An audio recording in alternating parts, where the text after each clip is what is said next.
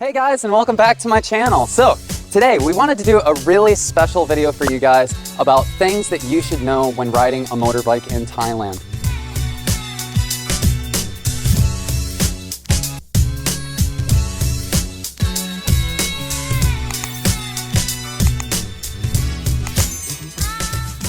Now, this video today, it's brought to you by my company, Konoa, and then also Tommy's company, Thai Overland. And we do free deliveries around the island. We rent out all sorts of motorbikes like the ones you guys see behind me. We also have cars. We've got everything that you guys need at a really good price. So make sure to hit us up on the phone number that'll be in the description, and we might throw it in this video too for you guys. But there are a few different points we're covering today. So number one, the biggest questions that I get, including, will I get pulled over in Thailand? How often does it happen? What documents do I need to have in order to rent a motorbike or in order to drive one legally on the roads or a car?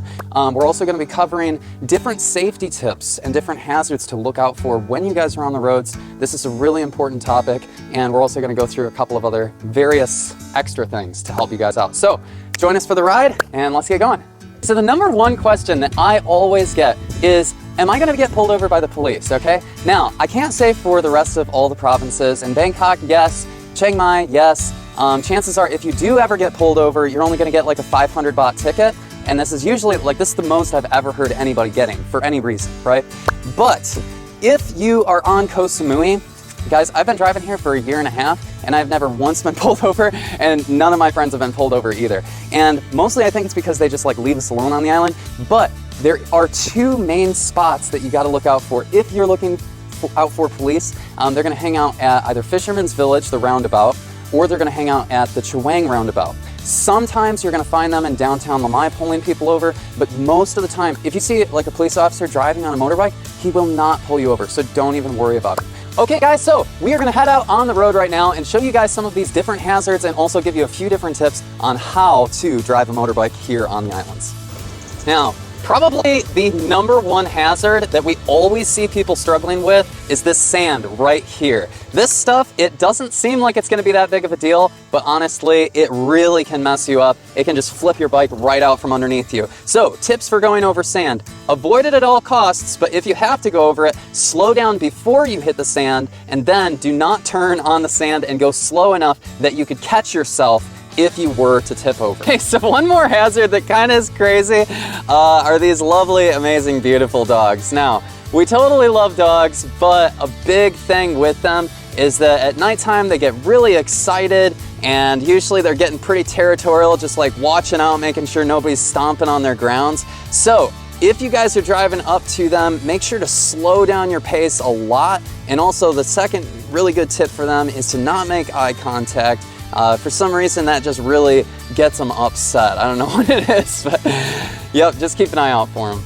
You're gonna see a lot of mud puddles like this, and they're totally fine to go through. The only issue is when you have major floods, that's when you really do not want to go through, even if you see tons of other Thai people and all sorts of people going through, because what happens is the water level rises, floods the engine, it soaks the chain in water, gets the chain all rusty, and then we end up having loads of problems with the motorbike. So if you get caught in a flood, especially here on the islands, just pull over to the side of the road, wait 15 minutes. Normally that's going to be the most amount of time it's going to take for this water to recede.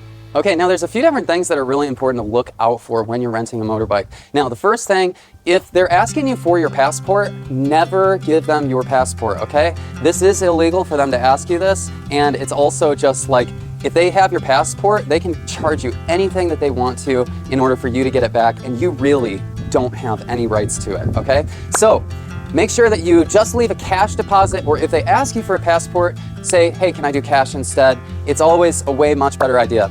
Some other things to look out for. First off, whenever you guys rent a motorbike, make sure, and I tell my clients this all the time, take out your phone and take a video of my motorbike, check all the damages around it, check for every single scratch, every single indentation, any dent, any loose fenders, anything like that, that are coming undone.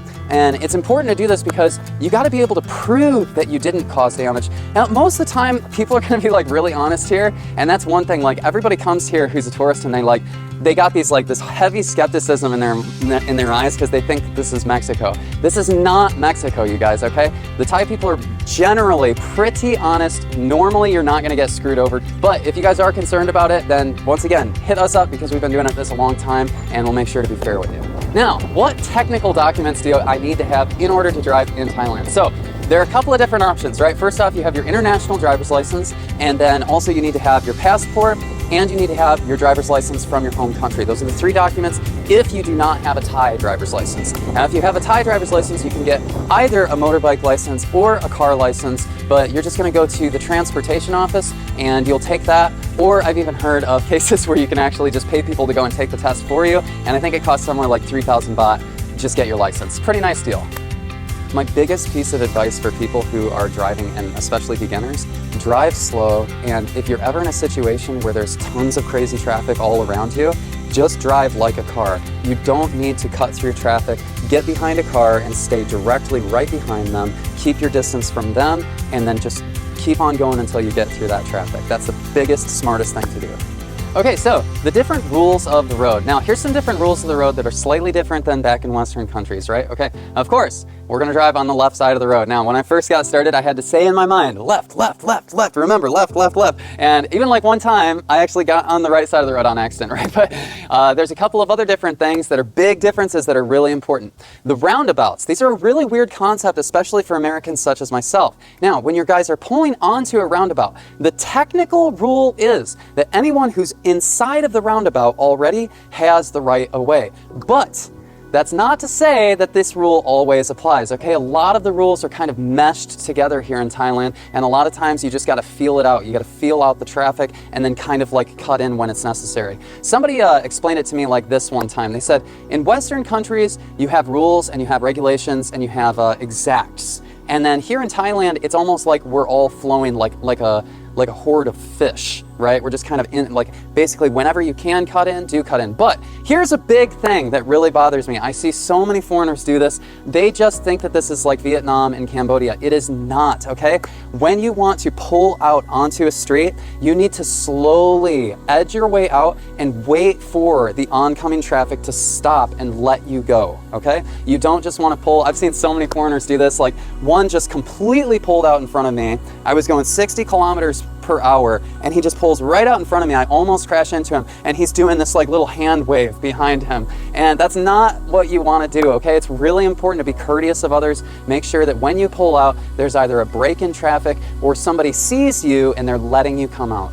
Now, you might have gotten into an accident already, or maybe you're worried about getting into an accident with your motorbike, but honestly, you really don't have very much to worry about. Everything is extremely cheap to replace on even the newer bikes. Like, for example, if you broke this fender right here, that's gonna cost you like 400, 500 baht. Okay, damages are just really not that expensive here, and your renters really don't screw you over like they would back home or in like a country like Mexico or something like that. Everybody's pretty honest here. But I will say this, make sure, guys, that when you get into an accident, call your renter right away. I had a situation where I had a really nice guy and he crashed one of these motorbikes, actually not one of these, I've got it in the shop right now, but there was some just a scratch right here, and I seen it at first and I was like, oh man, no big deal, that's totally fine. But I started up the motorbike and then I heard that there was a really big engine problem. Something like had knocked loose in there. So I had to actually hang on to his deposit until we could assess the damage, and then he had to leave the next day.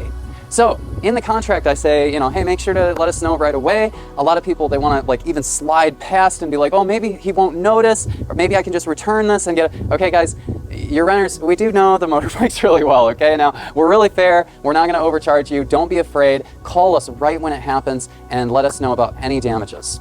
Also, if you guys get into an accident with other people, this is an important thing to know. You want to stop your motorbike, call your renter right away. Even if you don't have the right documents, still just stay, okay? Don't go running off somewhere. And the reason for this is that the police are going to need to come, they're going to have to file a report, and even if it looks bad, guys, usually it's not as bad as you're going to think that it is, okay?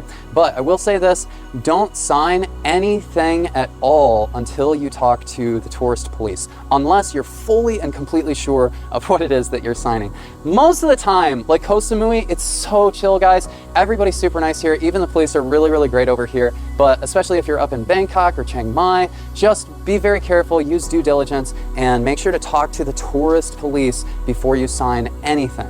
Okay guys, so next, we really want to show you guys a couple of different models that you're going to see pretty much at every single rental shop that you go to all throughout Thailand. Now, over here you're going to notice we've got a 2021 NMAX, okay? And this is a really great bike to have. It's 155 cc's, it's very stable, really powerful. Like, this is gonna get you up almost every single mountain in the islands with 2 people on it. Not every single mountain, I can guarantee you that, but almost everyone. Now right here you have another, this is a Yamaha Airax. This actually has the same power as the NMAX, but it's a little bit smaller. I really like this one. It's 2022, so it's got like a lot of kick to it. It's lighter weight, so it goes faster, quicker. But this is another really good, stable motorbike to have.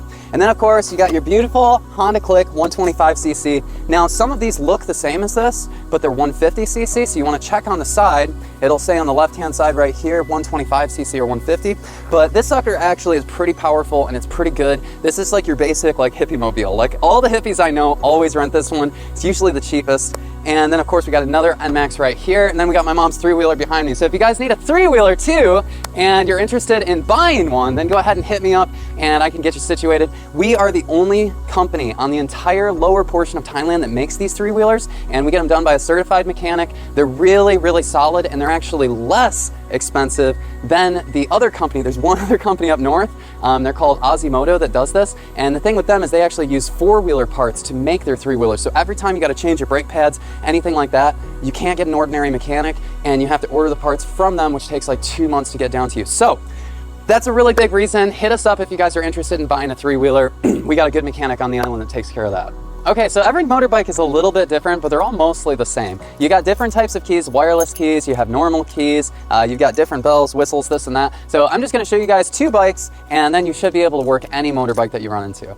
Okay, so first off, we're starting out here with the NMAX, okay? 2021 or newer. I believe 2020 also has these wireless keys.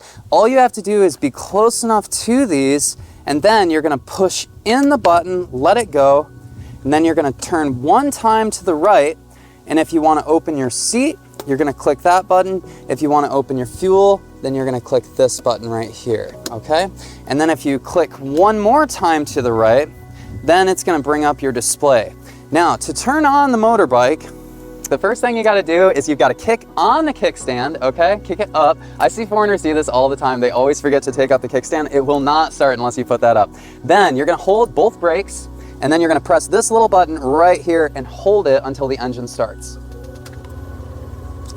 Here you've got your hazard lights button, and then this button right here, if you push it down, then that's just going to turn off your engine every time you come to a stop, and when you start accelerating, it'll turn your engine back on. This is just to like save gas. Okay, so right here you've got your signals, okay? So this is your left blinker, and then you push it in to turn it off. Then you've got your right blinker, and then you push it in to turn it off. You got your horn here, and you have your bright lights right here, okay? Thanks again for watching this video, guys. We hope that you didn't get too bogged down with too much information in this. And honestly, we just hope that you have a lot of fun while you're here renting any motorbike or any car. And once again, if you guys need, hit us up. We've got really great deals for y'all, and we deliver for free all around the island. So like this video and subscribe to this channel, though. You have no idea how much that helps us out. And we will see you guys on the next one.